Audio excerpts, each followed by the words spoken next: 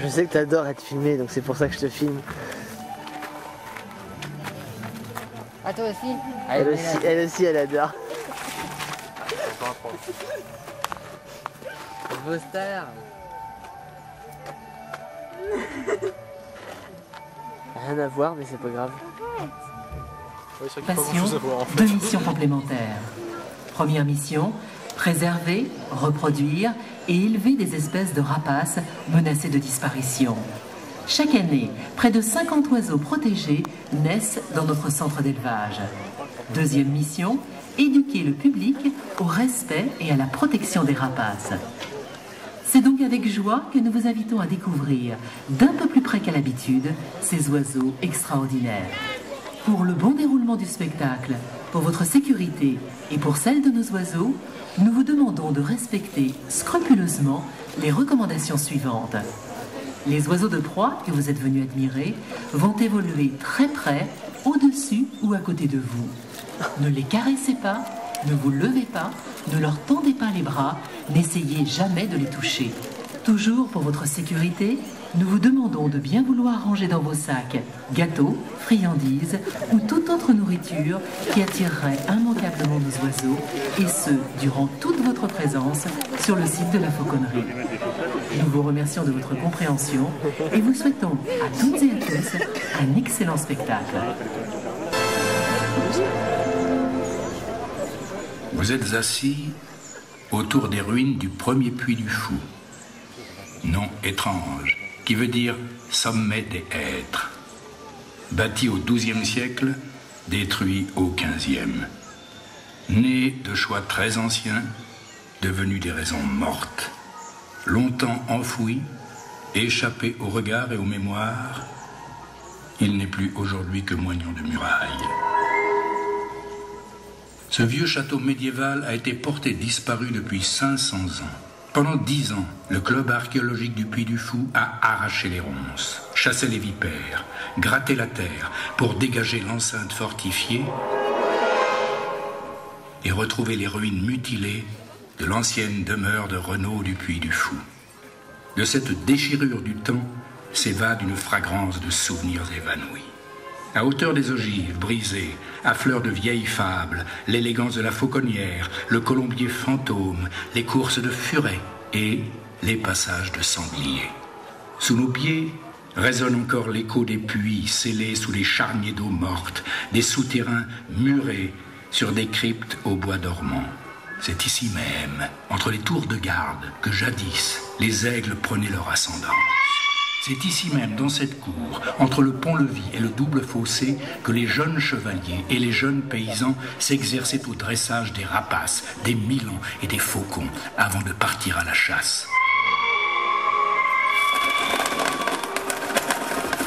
Patiemment, ils élevaient des oiseaux de proie pour traquer et rapporter le gibier, pour fondre sur un héron ou se précipiter sur un lièvre. C'était une discipline. Mieux, c'était un art, c'est-à-dire l'expression d'une nécessité et d'une passion. Laissez danser vos regards vers les hautes futaies.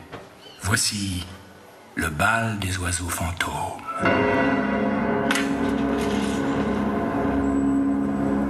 Je m'appelle Céleste Maupilier. Je suis née en 1214 dans la chambre qui était là, sous vos pieds. Mon père s'occupait des équipages de faucons du Poitou. Je connais tout sur les ruines du premier puits du Fou. Je connais l'histoire de ces puits où croupissent les jeteurs de sorts transformés en garous. Je connais les secrets de cette fontaine à chimère où toutes les nuits barbotent les garaches et les galibottes. Je connais chaque porte et chaque recoin, la rumeur de chaque voisin. Je connais le banal et l'étrange. L'étrange. Ici, dans cette tour qui était le donjon du château, une jeune fille s'est endormie. C'était le 11 juin 1137. Elle ne s'est jamais réveillée. Son sommeil, qui n'en finit plus, avait été provoqué un soir de Mardi Gras par la morsure de la bête Faramine qui rôdait dans les douves. Cette jeune fille était belle. Elle s'appelait Aurore du Puy du Fou. Elle attirait à elle les licornes et les oiseaux de haut vol. On l'appelait Aurore la fauconnière. Elle dressait à la danse ses hiboux et sa chouette Arfang qui dormait dans sa chambre, au pied de son lit à baldaquin. C'est ma grand-mère qui m'a raconté cette histoire. Au fil du temps, la tour s'est effondrée, la tradition fauconnière du Puy du Fou s'est perpétuée, mais Aurore ne s'est toujours pas réveillée.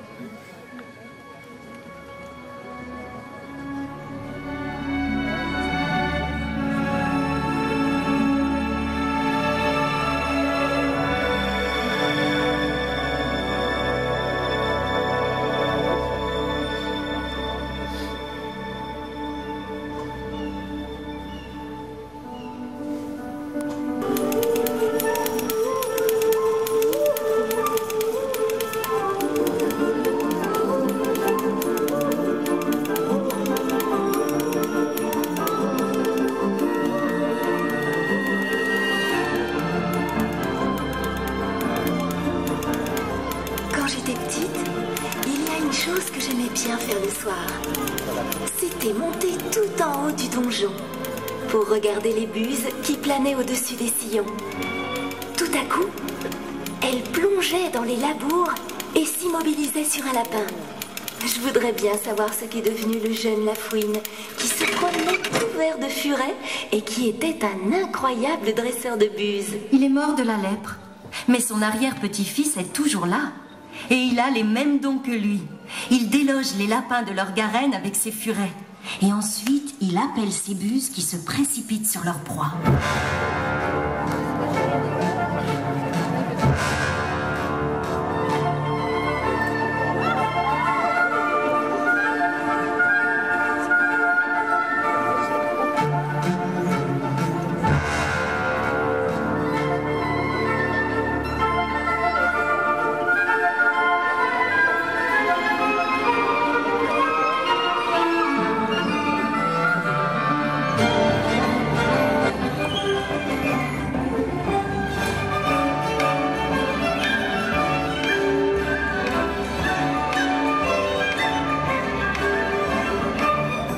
Le Caracara est espiègle et joueur.